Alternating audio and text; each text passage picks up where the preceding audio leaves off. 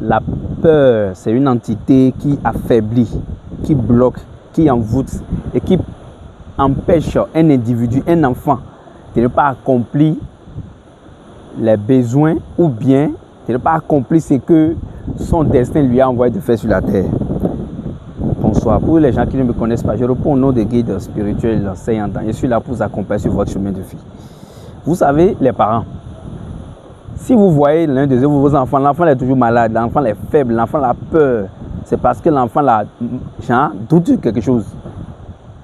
Ou bien l'enfant a vu quelque chose. Ou bien l'enfant a sent quelque chose. Ou bien l'enfant a soif de connaissance. On n'est pas parent pour rien, on n'est pas parent pour gronder, on n'est pas parent pour être riche seulement, satisfaire les enfants. On n'est pas parent pour l'être, on est parent pour tout. C'est à cause de ça on dit que nos parents sont nos demi-dieux sur la terre. Parce que si tu n'as pas d'expérience, tu n'as rien à prouver à tes enfants. Tu es obligé de te prendre, de te montrer fort. Ou bien tu es obligé de chercher l'argent pour te montrer que c'est seulement l'argent qu'il faut chercher. Arrêtez de dire à vos enfants que c'est l'argent. Non. L'enfant qui a de connaissances, l'argent vient naturellement. S'il y a la connaissance là, les autres la viennent. C'est quand il n'y a pas de connaissance là, qu'on couche de gauche à droite, qu'on dit il faut courir, il faut chercher. Mais on ne trouve jamais, tu ne vas jamais trouver. Ça vous voyez, non?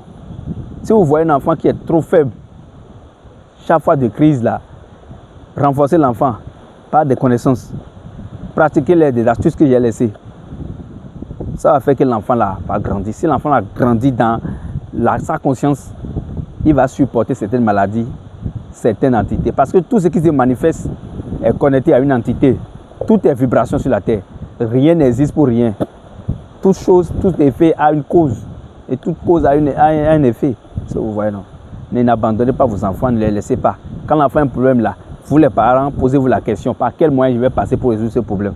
Parce que si vous les laissez, vous mettez encore cette famille là, cette future famille là en danger. C'est comme ça, elle va encore enseigner à ses enfants.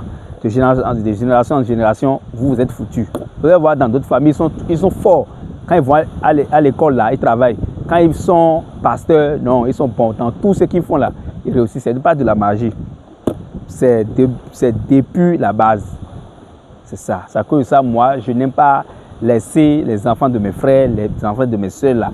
Je parle, je les donne des conseils, ainsi de suite. C'est un petit conseil, mais ça vaut de l'or.